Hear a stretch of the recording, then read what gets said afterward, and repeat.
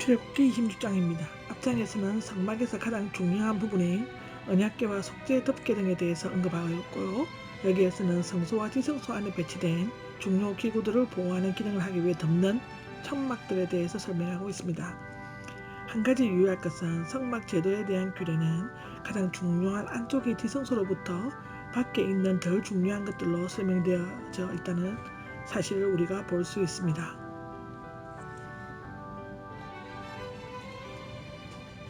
성막 위를 덮는 천막 덮개죠. 1절에서 14절까지 설명이 되어 있습니다. 성막, 즉 성소 위에 더운 모래바람이나 이슬, 비 등으로부터 보호하기 위해 4겹으로 된 천막으로 덮여져 있는데 여기에서는 크게 세 부분으로 나눌 수 있습니다. 첫째는 성소를 제일 안쪽에서 덮는 천막과 그 위에 덮는 염소 털 천막, 그리고 세 번째로는 가장 외부에 덮는 수양과 해달 가죽의 천막이라고 되어 있는데요. 1절에서 6절까지의 설명이 성소 제일 안쪽에 덮는 천막입니다. 천막은 10폭을 만들어야 하는데 4종류의 실로 그룹들을 수놓아야 합니다. 이 천막은 성막 안에서 볼 수 있기 때문에 가장 좋은 천 위에 가장 아름답게 수놓아 만들었다고 하고요. 4종류의 실들은 인선과 신성이 아름답게 조화를 이룬 참 하나님이며 참 사람이신 그리스도의 모습을 예표한다고 합니다. 이 천막은 10폭으로 만들어 서로 잇게 되면 길이 12.6m, 폭 18m가 된다고 합니다. 그리고 이것을 연결할 고리가 갈고리를 만들어야 한다고 하고요. 7절에서부터 13절까지의 설명은 그 위에 덮는 염소 털 천막이라고 하는데요. 연한 폭으로 짰으므로 처음에 덮는 천막보다 커서 충분히 덮을 수 있었다고 합니다. 그 크기는 13.5mm, 제곱 19.8mm라고 하네요. 이 천막은 기후의 영향을 받지 않고 비바람도 잘 막아주는 흰 염소 털로 떴다고 하고 오늘도 유목민들이 천막 재료로 사용하고 있다고 합니다. 또한 이 천막으로 말미암아 아름다운 첫 번째 천막이 가려지고 성막 안에 있는 각질 성구들이 보이지 않게 되었다고 하고 이것은 하얀 염소털과 같이 순결한 인격을 가지고 사신 그리스도께서 대속의 제물이 되신 거룩한 희생을 예표하고 있다고 합니다. 하나님께서 거하시는 장막은 외부에서는 초라했지만 안에는 화려하고 값진 것들이 많이 있었다고 기록되어져 있습니다. 위선자들은 안으로보다는 겉으로 더 꾸미려고 하죠. 예수님을 믿는 성도들은 겉으로는 계달의 장막처럼 볼품없어도 솔로몬의 휘장처럼 아름답습니다. 이 기록 또한 아가서 1장 5절에 나와 있습니다. 14절을 보면 가장 외부에 있는 덮는 수양과 해달 가죽 천막이 되어 있는데요. 여기에 대한 자세한 지식은 나와 있지 않습니다. 앞에 2겹으로 덮인 천막은 넉넉히 덮어서 정돈했을 것이고 특히 맨 나중에 덮는 해달의 가죽은 붉은빛을 띤 회색으로서 모양도 아름답고 추위나 더위를 막는 데에도 가장 효과적이었을 것으로 기록되어져 있습니다.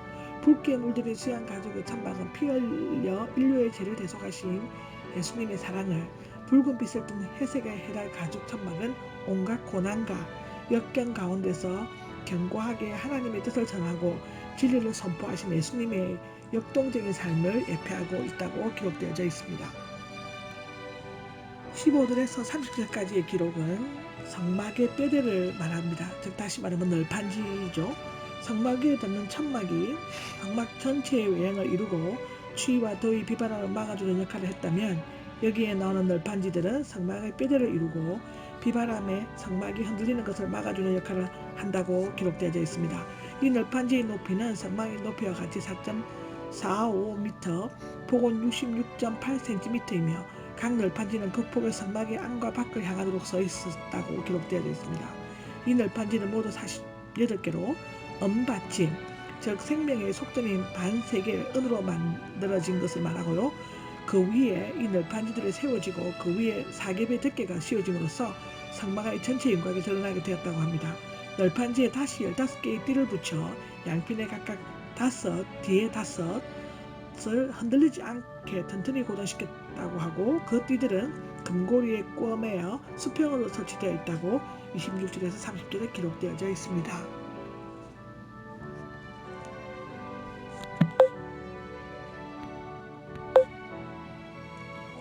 이 금고리를 통과한 띠는 성막 뒤쪽 모서리 윗고리에 다시 연결되어 성막을 더욱 튼튼하게 했을 것이라고 보여집니다. 이 널판지들을 연결하려면 빗장이 필요했는데 양편의 중간 빗장은 길이가 양끝에 미쳤지만 다른 빗장들은 좀 짧았다고 기록되어 있습니다. 여기에서 성막 전체를 견고하게 보존시킨 널판지는 신앙의 공동체를 굳게 하는 것은 하나 되게 하시는 하나님의 거룩한 역사에 의해 가능하다는 것을 의미해주고 있습니다. 이 기록 또한 에베소서 4장 4절에서 6절, 베드로전서 2장 4절에서 5절에 기록되어져 있죠. 또한 은으로 된 밑받침은 하나님의 백성들이 세상의 고난과 시험의 풍파에 흔들리지 않으려면 예수 그리스도의 은혜 위에 굳건히 서야 한다는 것을 교훈해주고 있습니다. 이것 또한 요한복음 15장 5절에 기록되어져 있습니다. 30절에 나오는 산에서 보여준 모형대로는 모세는 하나님께서 시내 산에서 보여준 대로 성막의 겉모양에서부터 내부 구조, 기구들에 대해 지정된 재료와 규격에 따라 정확하고 튼튼하게 지어졌습니다. 말씀대로 지켜 행하는 자는 반석 위에 집을 짓는 지혜로운 사람과 같다는 성경의 마태복음 7장 24절에 나오는 기록과 같습니다. 성막 안에 드리워진 두 휘장은 31절에서 37절까지 기록인데요. 성막의 외형을 이루는 사개의 천막과 골격을 세우는 48개의 널판지와는 달리 독립적인 모양과 기능을 가지고 성막 안에 드리워진 두 개의 휘장에 대해서 언급하고 있습니다. 이 휘장들은 성막 안의 기둥들에 걸려 있었는데 하나님의 영광과 거룩성을 보존하기 위해 인간들이 그릇된 호기심과 불신앙으로 접근하는 것을 막아주는 역할을 했다고 기록되어져 있고요. 성소와 지성소를 나누는 휘장은 안에 있는 휘장은 찬란한 색실들과 배로 만들되 성막 위를 덮는 열천막처럼 그 위에 그룹들을 정교하게 수놓아 만들어야 했다고 31절에 나와 있습니다. 휘장들은 금으로 싸서 받침 위에 둔 네 기둥 위에 금 갈고리에 매달려 장막을 두 부분으로 나누었는데 안쪽 지성소에는 언약궤와 속죄제궤를 놓았고 바깥쪽 성소에는 상과 등잔대, 나중에 언급된 분향단을 놓았습니다. 성막의 출입구를 가리키는 휘장은 36절, 37절에까지 나와 있는데요. 성막의 출입구의 휘장은 안쪽에 있는 휘장과 재료는 같지만 그룹이 수놓아지지 않았습니다. 그리고 금기둥의 받침은 이 휘장이 모두 녹쇠로 된 바깥 부분에 놓일 것이기 때문에 은이 아닌 노쇠로 만들어져야만 했다고 32절에 나와 있습니다. 성막 입구의 휘장을 위해서는 노쇠 받침대에 고정된 5개의 기둥이 사용되었습니다. 출입구 공간 4.45m의 기둥이 더 많았으므로 성막에 들어가는 공간은 지성소로 들어가는데 4기둥 사이의 공간보다 좁았다고 우리는 보여줄 수 있습니다. 지성소와 성소 사이를 가린 휘장 안으로는 1년에 한 번 속죄일에 대제사장이 희생 제물을 잡고 들어갈 수 있었습니다. 이 기록은 히브리서 9장 6절에서 8절에 나옵니다. 그러나 어린 양 예수 그리스도께서 십자가에서 희생 제물로 죽이심으로 완전한 속죄가 이루어졌을 때 이 휘장은 둘로 찢겨졌습니다. 이 기록 또한 마태복음 27장 51절에 나옵니다. 따라서 그리스도의 피변 속죄함을 받은 성도는 직접 제사장이 되어 하나님의 은혜의 보좌 앞으로 담대히 나아갈 수 있게 되었습니다. 이것 또한 요한복음 14장 6절, 히브리서 10장 19절에서 22절에 다 기록되어 있는 내용입니다. 아멘. 출애굽기 26장 히브리어를 공부하겠습니다. 26장 1절에 나오는 휘장은 예리야, 장막 덮개란 뜻으로 성막을 보호하는 천막입니다. 에리야라고 있습니다. 4절에 나오는 끝폭과 가차로 있는데요. 끝자락, 극단 가장자리를 말하고 있고 11절에 나오는 녹갈고리는 카레세네 호세트, 카레시에네 호세트라고 있고요.